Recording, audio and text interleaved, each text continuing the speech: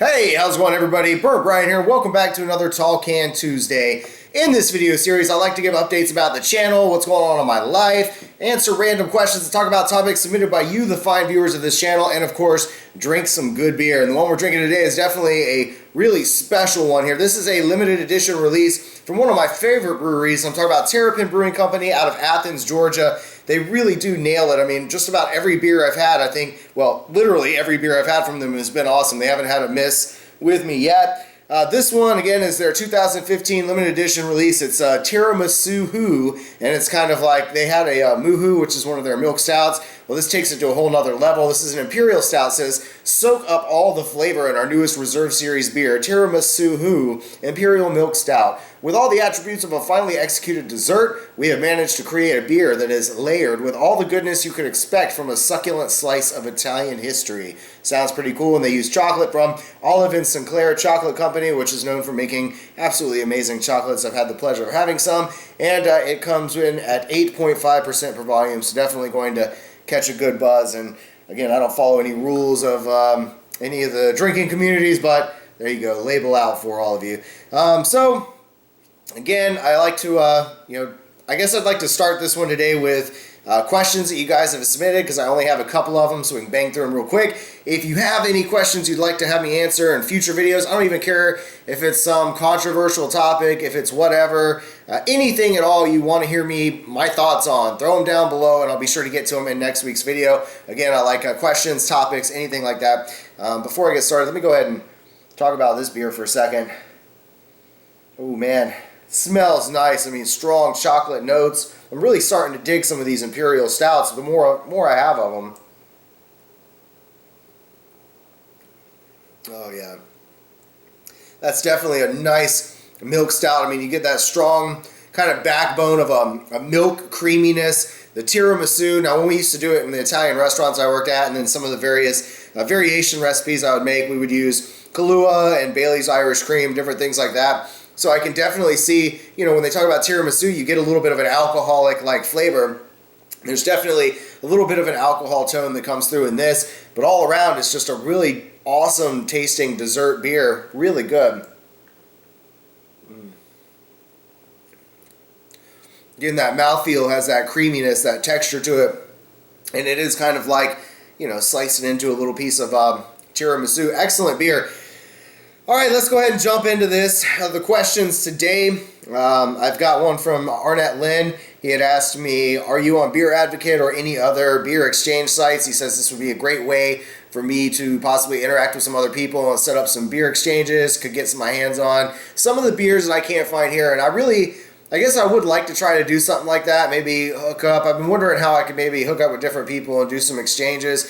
I do have a friend who's been watching the channel and stuff, who's going to be sending me a package here soon. I really can't wait to see what comes in the mail, and I'll be doing a video of those, of course, an unboxing and a tasting of those.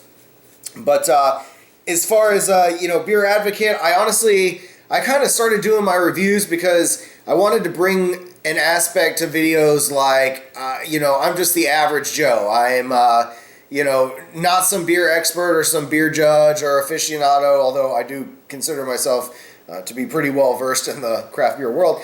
But it's just like, I don't know, I didn't go by any standards, and yeah, I've got something to talk, another series coming up here soon that I'm going to talk to you about later in the video, where I may get more serious about all that. But I've avoided Beer Advocate and Rate Beer and some of these others because I really didn't want anybody else's influence or opinion to influence my own.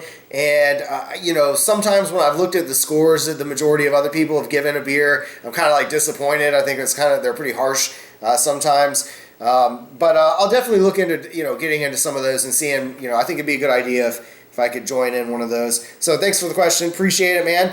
Flitquitch, he asked me, have I ever had a specific Mosaic hop IPA? Now, I honestly have not ever had a beer that's just hop specific to Mosaic. I have, the only one I've honestly ever even seen with that hop would be Terrapin's Mosaic, and I believe that was a session beer, but I could be wrong. I haven't seen it in a little while, probably a few months, so I'll be keeping my eyes open and see if I can find it. It sounds like, from what you're saying, it's a pretty amazing beer, and I love I love hop-specific beers, like just one, because there are a lot of beers that have multi-hops, and it's kind of hard for me sometimes, as somebody who's really wanting to learn more about flavor profiles, to really identify what specific hop is giving me these certain flavors that I really enjoy. And brewing your own beer is a great way of learning all that as well, because, you know, as you brew, you're using different hops, and they always suggest it's a good idea you just eat some of the hops, taste them, and see how they taste. And, you know, you kind of start to develop a palate and understanding more about them. So I like hop-specific beers. I did 1 or 2 for Green Flash that's been highlighting just solo hop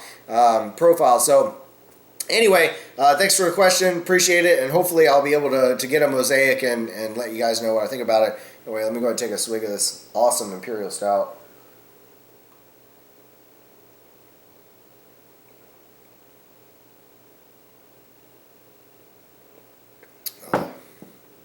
Got these chocolate coffee tones. I just got done eating lunch, so it's perfect for right now.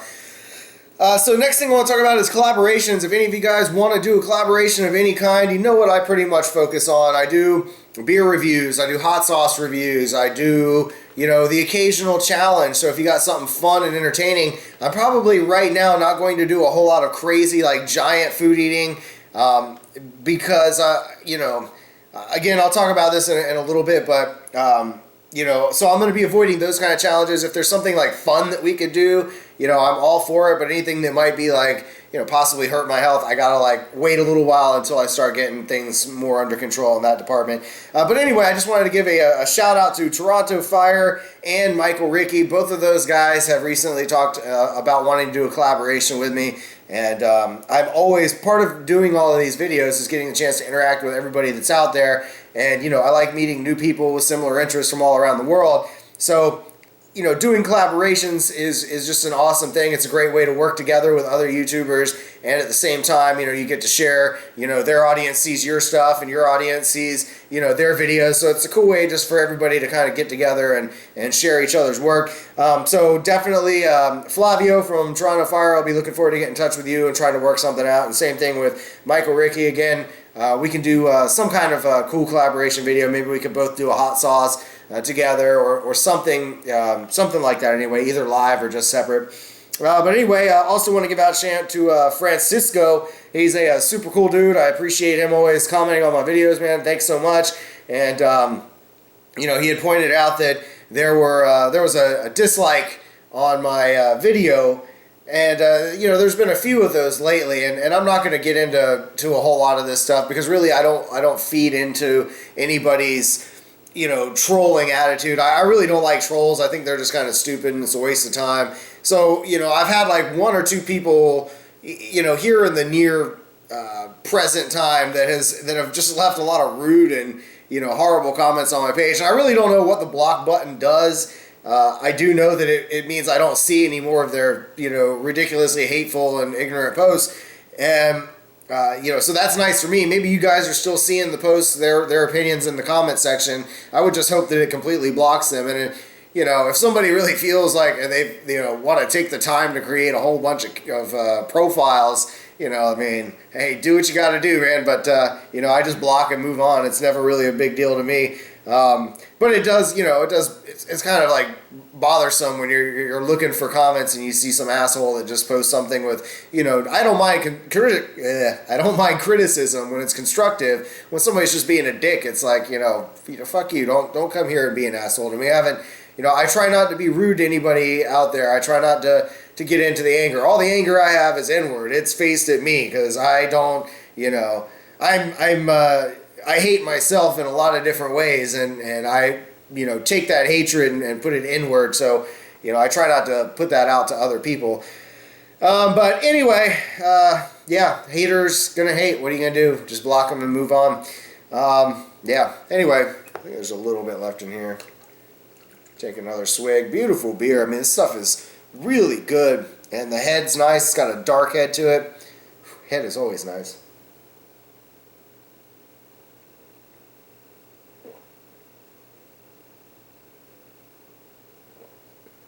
Alright, so I want to talk to you about The Crew and John Smith.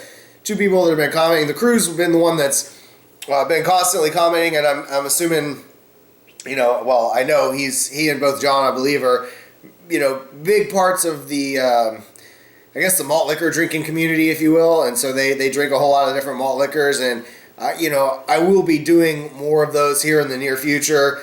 I've just kind of been focusing on good beers, and I got to drink so much of the cheap beers that it really doesn't do a whole lot for me. And I just kind of have been avoiding like malt liquor in general because, again, it just doesn't do much for me except give me like a really nasty hangover sometimes the next day. And I mean, they're nothing wrong with the flavors. They're really good. It's just, I don't know, man. I've just been focusing on the really good stuff lately. So he's been constantly wanting me to do Magnum videos. I already did one Magnum chug, and, I try not to do, too many of those. I like to keep things, variety is my key. Like, always something new in my life. Like, I'm trying different flavors all the time. So he suggested to do some of the 211 fruity malt liquors. And so I'll definitely have one coming for you. Not this video, obviously, because I'm drinking this beer here. But in the next video I will do 211, one of those fruity flavors like pineapple, or I don't even know what flavors they have. I've seen the cans. I know they're in there. I just there aren't too many fruity beers I've enjoyed. Like, I remember St. Ides being awesome as far as a fruity malt liquor went. So I don't know. Maybe I'll give that one a try. But anyway, here's to you, the crew. John Smith, thanks for checking out the channel. Appreciate the support.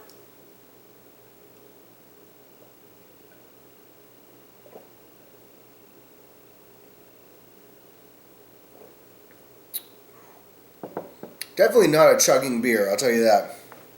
All right, so Christmas.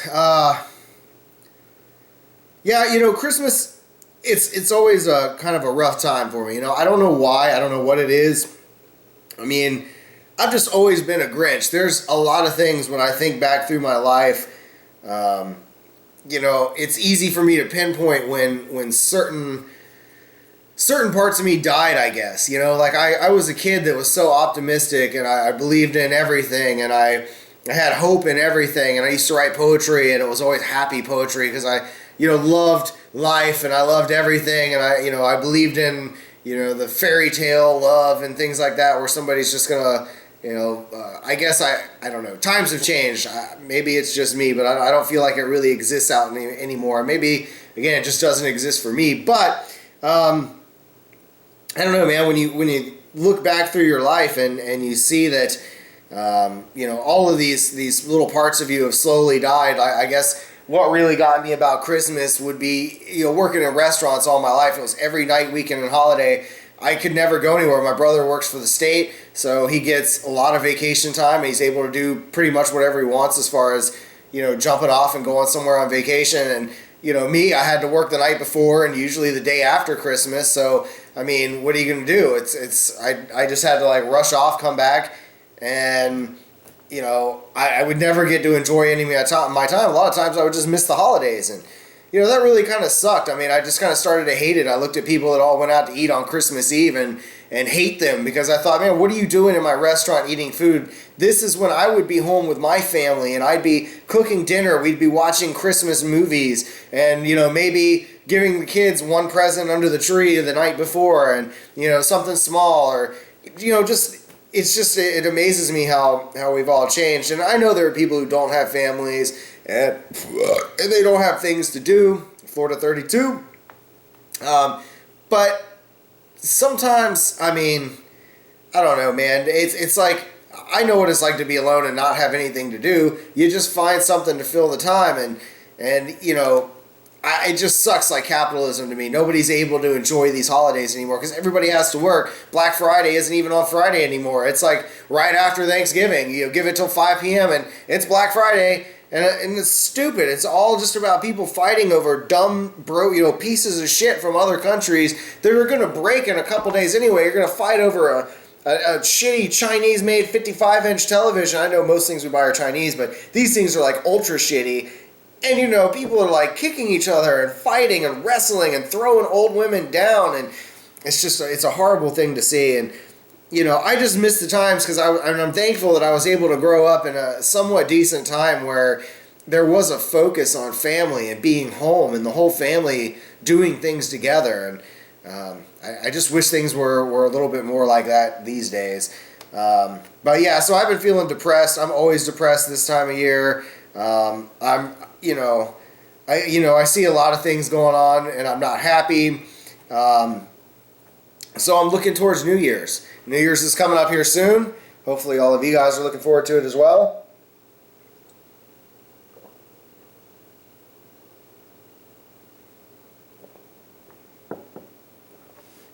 So New Year's is a time of year where everybody comes up with these resolutions.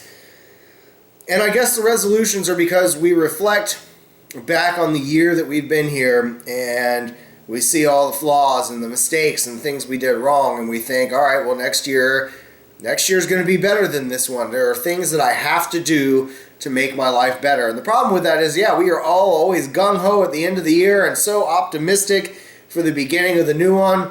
Usually starts out strong and then it dies before the end of the month and the resolution goes to shit. And that's why resolutions are usually bad. I mean, nobody ever sticks to them. I've never stick to them. Most of the people I know don't stick to them. And most people just think resolutions are shit. They're a waste of time.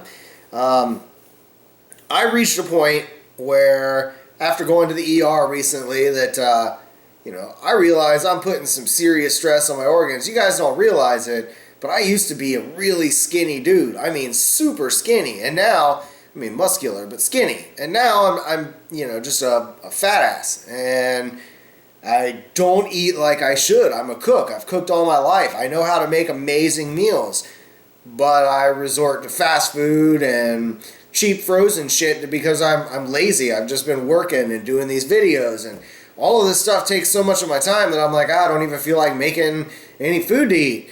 I'm hoping with my schedule change, it's going to give me a chance to focus more on myself, getting healthy. I'm going to maybe make some small video. It's not going to be like I'm going to release a series of videos of getting in shape or anything like that, but because I feel like, it would just be even harder if I were to fail and just have a bunch of shitty videos that I made that never went anywhere. So my goal is just to kind of hopefully take some little bits and pieces here and there in my life as I go on this journey to lose weight. I have to do it, putting so much stress and unwanted strain on my organs, and my blood pressure is high, and man, things are rough, and I think it really adds to my depression. For any of you out there that do have depression, you got to look at yourself and start thinking, all right, well, what can I do that might make me happier? And I can tell you I have like so little self-confidence in myself, and I'm not happy with who I am at all. And they say you really can't love anybody else till you learn to love yourself. So, I definitely don't love myself. I constantly, wish that, somebody else would have had a chance at the life that I had, or give somebody else the, what it is that I am. But I'm hoping that this new year is going to be good, and I'm going to stay focused. I'm going to try to work hard on making these videos and trying to be more productive and being more involved with all of you, and working on my YouTube channel, working with other YouTubers. And at the same time, getting myself healthy. I'm going to do restaurant reviews still and things like that from time to time. But anyway, some things have got to change. And I'm working really hard to do all that. So one last sip here.